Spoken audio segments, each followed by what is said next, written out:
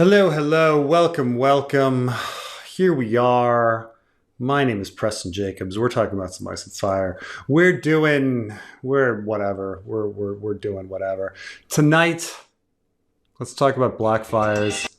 One of the big questions that everyone has is young Griff a Blackfyre? Now, spoiler alert, I'm not going to be able to give you a definitive answer at the end of this, but hopefully I will present some stuff that will illuminate the ideas on things and make you see it in a way that you haven't seen it before. I want to talk about, first of all, George's writing process. Like George over the years to get to the point where, finally in A Dance with Dragons, we meet Aegon for the first time.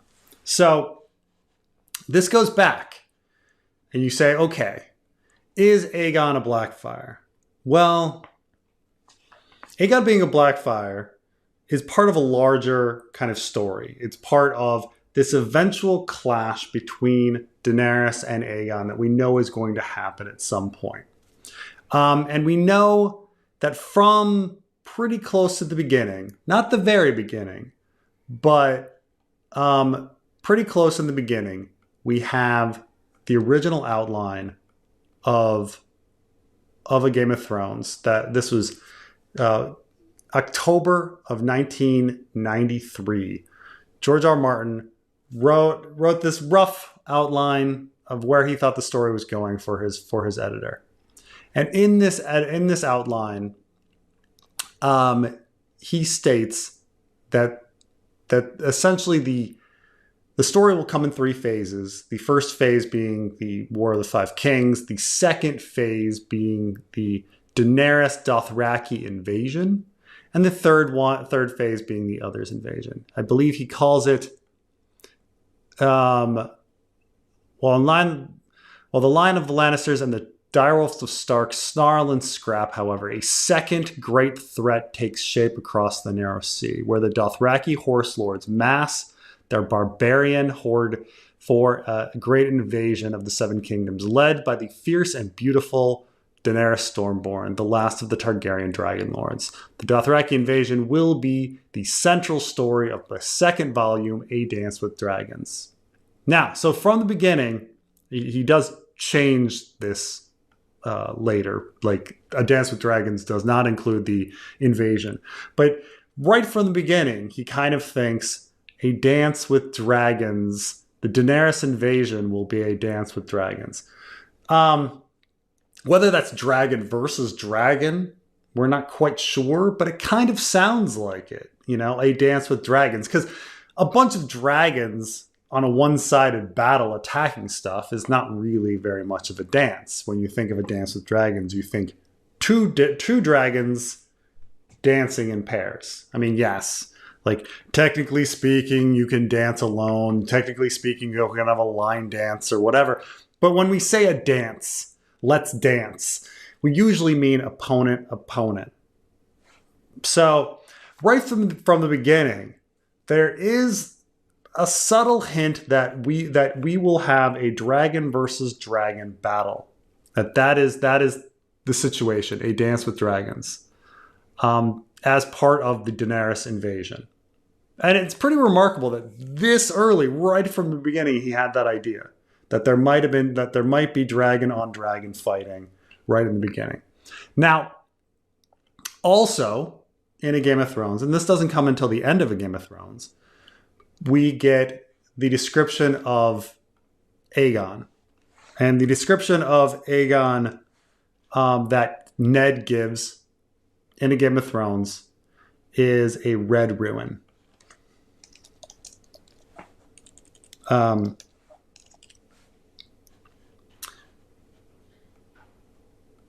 Well, actually, he gives. I know he gives a description in Eddard 15, but here actually in Eddard 4, relatively early, we have a. Let me show this. Hold on a second. Is it this search of Ice and Fire that no, it's not that one. I'm sorry, I've brought up the wrong. There it is. So right here, he remembered Rhaegar's infant son, the red ruin of his skull, and the way the king had turned away. So right from the beginning, we have an unrecognizable corpse, or we have the hints of an unrecognizable corpse. And we have this idea of Daenerys fighting another foe, possibly with a dragon, right from the beginning. So that's pretty interesting. Now, the identity of this opponent, the opponent being Aegon of some is interesting that it's so early. But then we get this other additional thing. And this comes with, I'm talking about Bright Flame, the Bright Flame line. So after A Game of Thrones is published, we then get the Hedge Knight. And in the Hedge Knight, we're introduced to Aerion Brightflame. And around the same time as this is written, George R. R. Martin writes the beginning of A Clash of Kings, where he introduces the idea that Aerion Brightflame and Daeron the Drunkard had children that were passed over.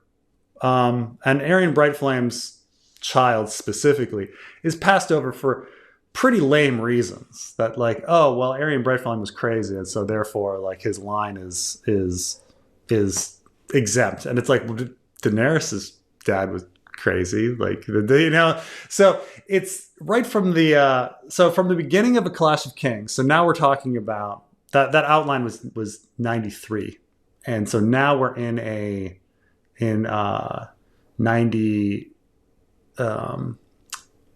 96 is the Hedge Knight. And so we're introduced to this idea that there is another Targaryen line that is still out there. And of course, when we get to the end of A Dance with Dragons, we're introduced to the Cloth Dragon, which Daenerys specifically calls the Mummer's Dragon. A Clash of Kings is published in 98. So what I'd say here is, and let me see, let's put I'm gonna do a little brief outline here. Hold on a second here. So we'll say that in 93, we just have this idea that there's an opponent of some sort, an opponent with dragon. But we're also introduced to the idea of Aegon as an unrecognizable corpse. I'll put that. Aegon unrecognized. Okay. And then with the Hedge Knight and the Clash of Kings, we get essentially the Bright Flame idea that there's all these bright flames out there. Or perhaps Daeron the Drunkard or whatever with his mentally challenged. Well, let's put a year on that. We'll say this is like 96 to 98. It's the Bright Flame idea. Now, keep in mind, at this point of the story, there's absolutely no concept of things like Bloodraven, Bittersteel, Blackfyres, Golden Company. None of that exists, okay? And so it's pretty clear that around in 96 to 98, it seems like George was playing with the idea that the line of Aerion Brightflame would be perhaps the rival Targaryen that Dany was fighting against, that would be fighting against, perhaps posing. But here's the contradiction, of course. You can't be Aegon and a Bright Flame simultaneously, okay? Aegon is clearly the child of Rhaegar. Bright Flame is somebody else. So the idea of there being a cloth dragon, a mummer's dragon, one Targaryen pretending to be a different Targaryen, fairly early concept that we've been introduced to the idea that Aegon is not dead right from the beginning.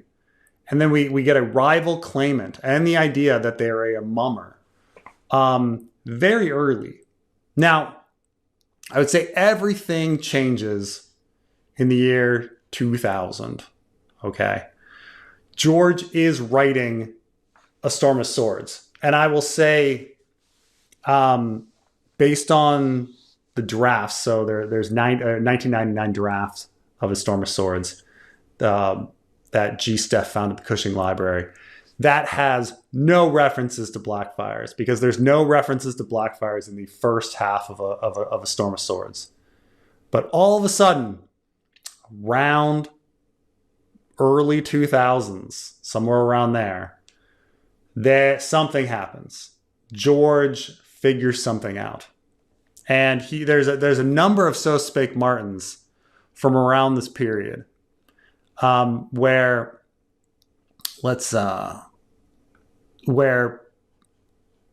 people ask him questions and he kind of just volunteers information.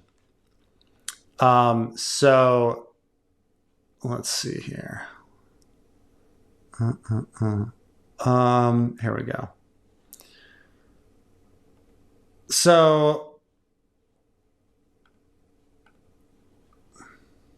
June, I think there's something in May here. I want to be bastards. No. Okay. So May 2000, somebody's like, oh, I was just wondering, this question is given to him, and he's like, let's get down to the Blackfyre part. No, I'm sorry. This one's about the Golden Company. So somebody's asking him a random question. I have just a wee little question that I hope you can help me work out. If not, that's fine. I realize you're a busy man. In your series, A Song of Ice and Fire, what's the difference between a sellsword and a free rider?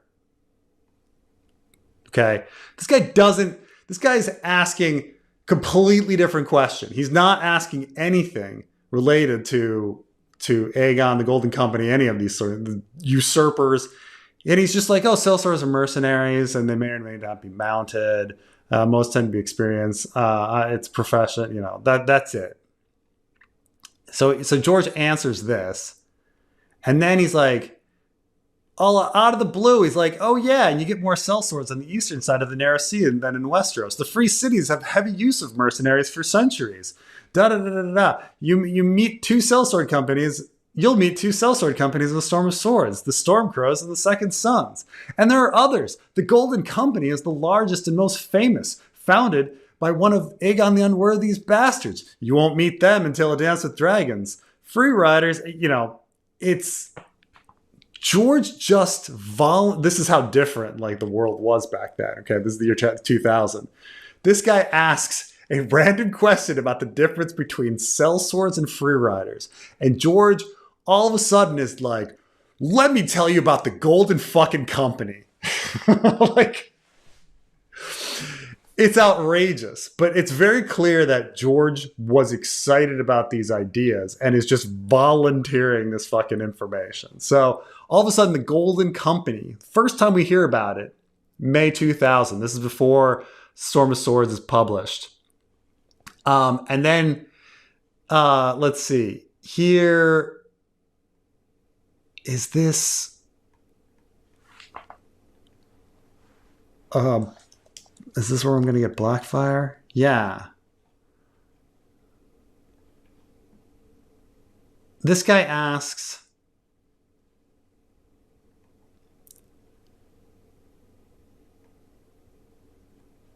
he starts talking about the Targaryen bastards and that they're given specific different names over the years. And he brings up Daemon Blackfyre for the first time. And we get a very specific background for Daemon Blackfyre. Stuff that's not given in A Storm of Swords to this detail at all. And he's just talking about this in fan correspondence.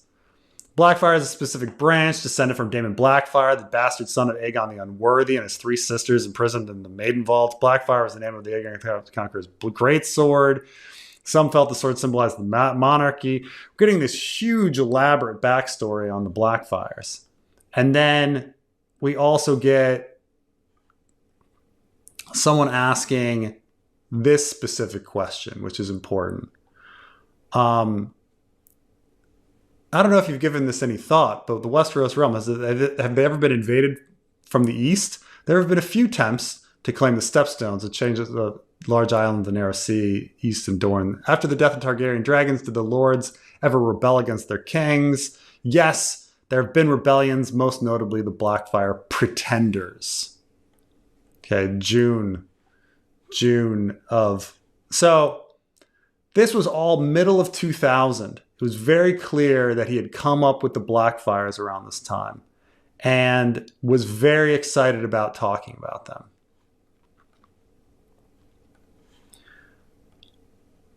Now, after that, and there is a question, the August 2000 question, which is really important. Is someone asked this in the year 2000? Not that it wasn't already implied with an unrecognizable corpse, okay? But it gets very explicit right here. And that is... Tom R. asks in August of 2000, I was wondering, I have a teeny tiny question. Are Aegon and Rhaenys, alias children, well and truly dead? Apparently he read the book and was like, unrecognizable corpse, come on, are they truly dead?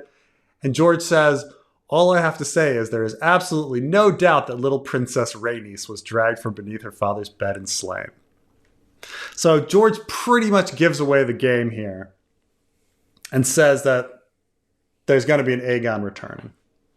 Now, keep in mind, this is happening at the same time. Like the Aegon returning and Blackfyres as a concept is coming at the same time. And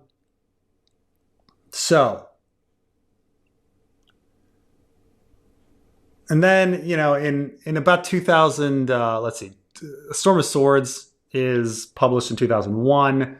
We get mentions of Daemon Blackfyre, the Blackfyre Pretenders, Maelys the Monstrous. He commissions some work in 2001, and he gives a fairly detailed history of oh, no, that's actually later. Never mind. But nonetheless, it's this is all before even Storm of Sword, the Sworn Sword, comes out. So let's talk about, let's do an overlay timeline here. So I'm going to say 2000 is really the birth of the Blackfyres as a concept. Now, certainly Daemon Blackfyre is birthed around there.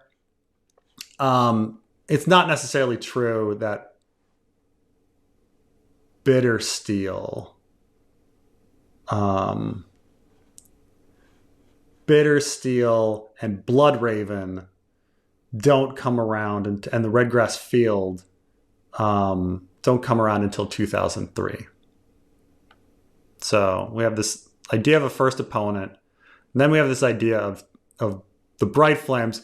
Birth of the Blackfyre idea is in 2000, but that's mainly like Daemon and the Golden Company is that. And then we get in 2003, that's when we really get Bittersteel, Bloodraven. This comes with the Sworn Sword. Bittersteel, Bloodraven. And you can also check drafts of, at this point, A Dance with Dragons and A Feast for Crows were one and the same. But all of those early chapters of the Dornish story where they're talking about the Golden Company breaking their contract and talking about Bittersteel and Darian bringing up Bloodraven and stuff like that. That's all the same period of time. We're talking late 2003. I think the drafts that we got from the Cushing Library are October 2003. And then someone asked this incredible question in November of 2003. They asked,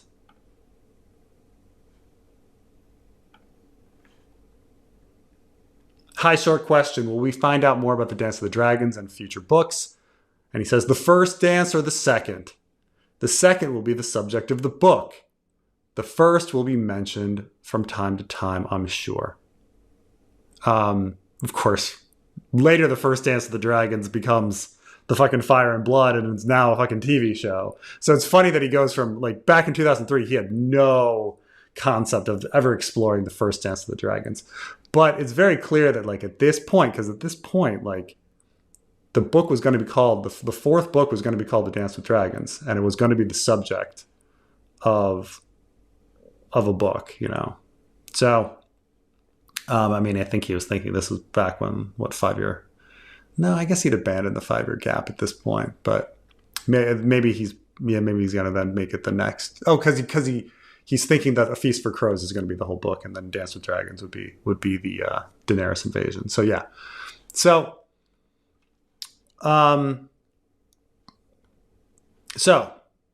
Bittersteel, Bloodraven, and of course we get confirmation that, I mean, this is all in the same period of time. Like, within months of each other, he's inventing Bittersteel, Bloodraven, and he's talking about the second Dance of the Dragons, which we kind of knew from the very beginning, that the Dance of the Dragons would be a bout between these two Targaryens.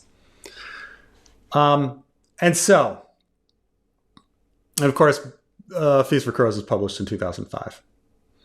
Now, I will say that those early drafts of A Dance with Dragons, A Feast for Crows, also, Tyrion 3, the chapter, is rather significant, because Tyrion 3 is the chapter where we're introduced to young Griff. And in a previous version of that, we get a very, very detailed backstory of Maelys the Monstrous. Maelys the Monstrous, this was deleted from the published version, but it's very, very detailed, goes on for pages and pages, about how Maelys the Monstrous sacrificed his son to wake stone dragons, and it was just deleted. And so some people think that even that Tyrion 1 mention of, like, oh, the Blackfyre male line is dead is too obvious. And so imagine how obvious everything would have been in Tyrion 3, where we get this huge backstory on Maelys the Monstrous while being introduced to Aegon, you know? So overall, what I'm saying is, when we're going through this evolution, is that it's very clear from the beginning, that there was going to be a battle between Daenerys and another dragon rider. It seemed like George was leaving open, at least with the unrecognizable corpse of Aegon, that he was leaving open the idea that this unrecognizable corpse was going to be Aegon.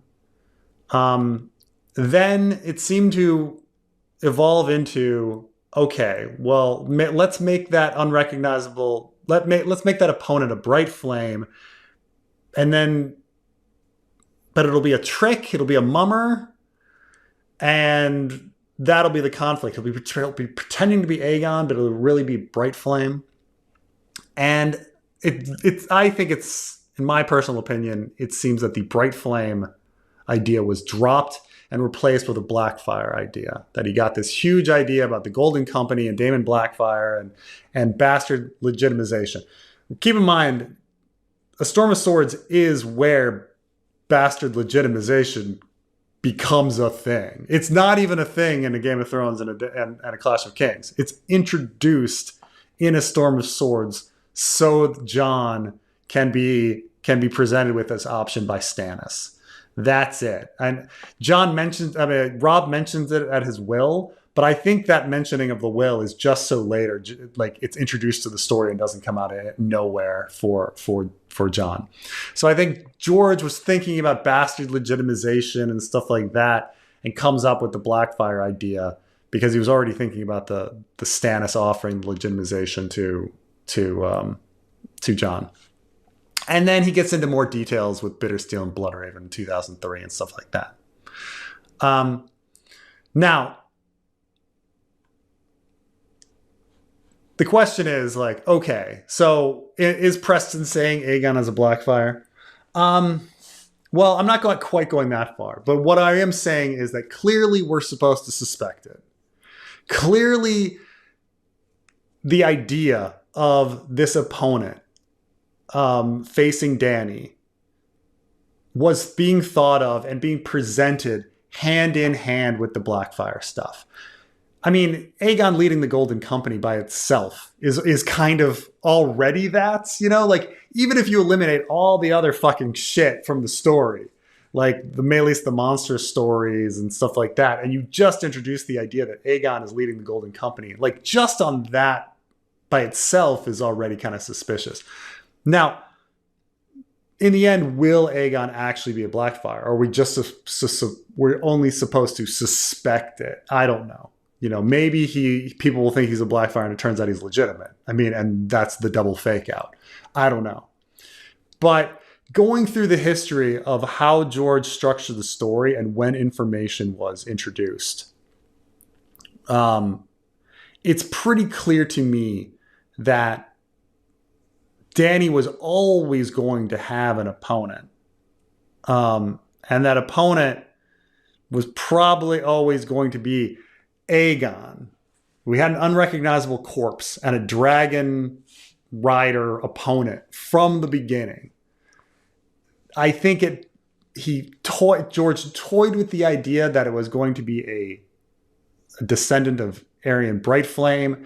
And then after exploring the legitimization of bastards, he invented the Blackfyres and then went into detail with the Bittersteel Bloodraven stuff and the complexities of all of that. And that was the evolution.